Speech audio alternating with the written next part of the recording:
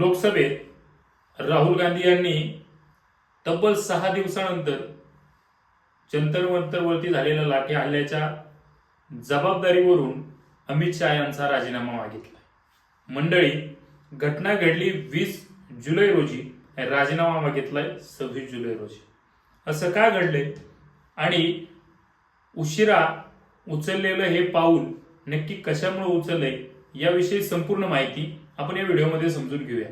खरं तर नरेंद्र मोदी यांनी पेपर लीकच्या मुद्द्यावरून धर्मेंद्र प्रधान यांचा राजीनामा घेण्यास पहिल्यांदाच उशीर लावला होता आणि या सर्वाचं फलित म्हणून त्या ठिकाणी सीजेपीचा कमी असणारा फॅन बेस, कमी असलेली चर्चा ही देशभरांत मध्ये पोहोचवण्यास या ठिकाणी मदतच झाली असं म्हणायला हरकत नाही।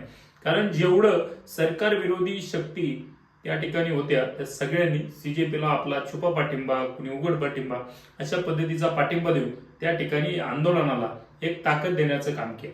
मग यानंतर एक आंदोलन किती मोठ्या प्रमाणावरती उभं केलं जाऊ शकतं आणि कॉक्रोच म्हणून हिरवल्या जाणाऱ्या माणसांना या ठिकाणी या देशाची संसद सुद्धा झुकवण्याची ताकद त्या ठिकाणी निर्माण करण्यापर्यंत मजल त्यांची गेली कशी हे सगळं या ठिकाणी समजून घेणं आणि याच्या फॅक्ट तपासणं महत्वाचं आहे।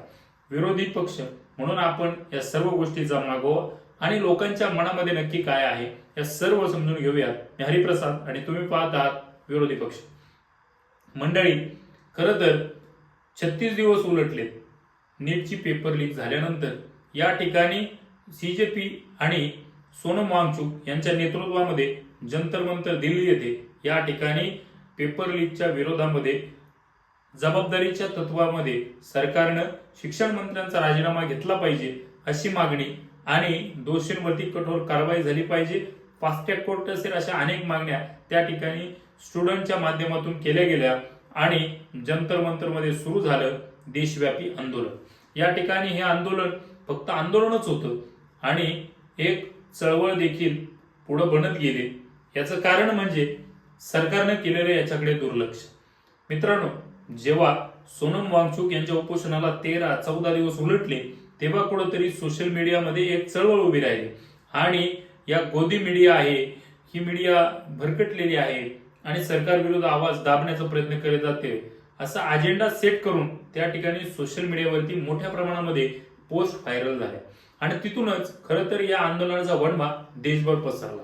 गेल्या काळामध्ये आपण पाहिले की मीडिया ही किती पद्धतीने पारदर्शक काम करते याचं उदाहरण म्हणजे भारताचा वृत्तपत्र स्वातंत्र्याचा निर्देशांक, त्या ठिकाणी प्रेस फ्रीडमचा निर्देशांक जो आहे त्या यादीमध्ये 158 देशापैकी 118-120 नंबर आपल्या देशाचा लागतो।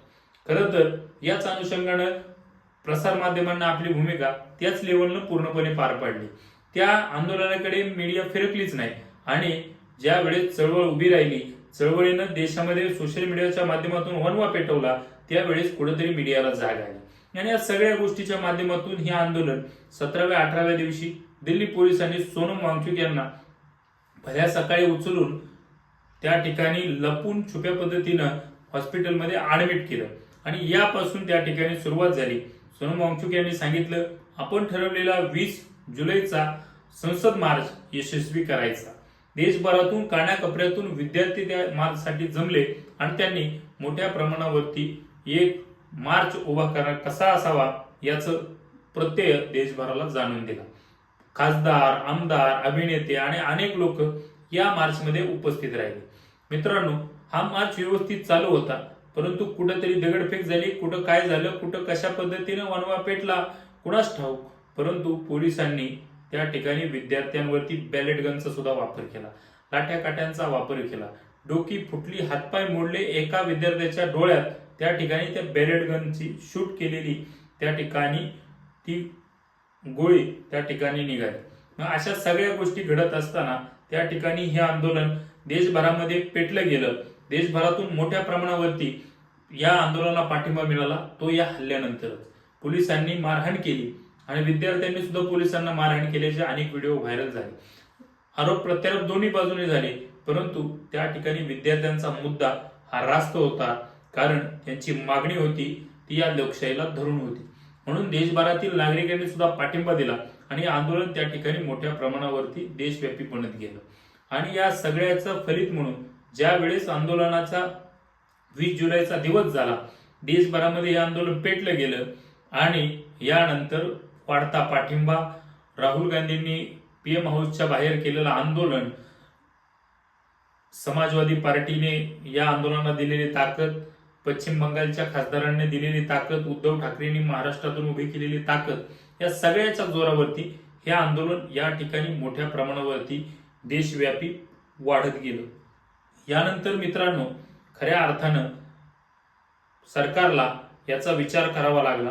मोदी मध्यरात्रीच ऑनलाईन आले आणि मित्रो नाही तर फ्रेंड्स म्हणत त्यांनी आंदोलकांची समजूत काढण्याचा प्रयत्न केला.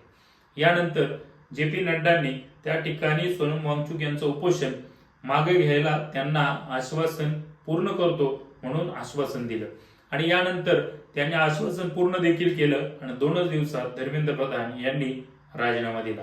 मित्रांनो, हे आंदोलन 25 जुलै रोजी संपलं गेलं. धर्मेंद्र प्रधान यांचा राजीनामा आणि सरकारकडून आंदोलकांच्या सर्व शर्ती मान्य करण्यात आल्या. शर्त काय होती तर त्या ठिकाणी गुन्हे झाले त्या विद्यार्थ्यांवरची गुन्हे मागे घेण्यात यावे. जे विद्यार्थी या ठिकाणी पेपर फुटीमुळे ज्यांनी आपला जीव गमावलाय त्यांच्या घरच्यांना 1 कोटी रुपयाचा मोबदला मिळावा आणि त्या ठिकाणी प्रधान यांनी राजीनामा द्यावा. या मागण्या मान्य करण्यात आल्या. प्रधान यांनी राजीनामा दिला, बाकीच्या गोष्टींना हिरवा कंदील दिला गेला आणि हे आंदोलन मागे घेतलं.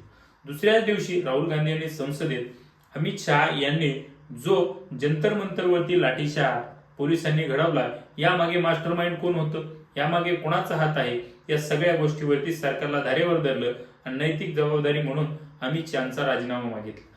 मित्रांनो, राजीनामा होत नाही म्हणणारं सरकार राजीनामा घ्यायला भाग पडलं. अमित शहा यांचा राजीनामा विरोधक मागत आहेत.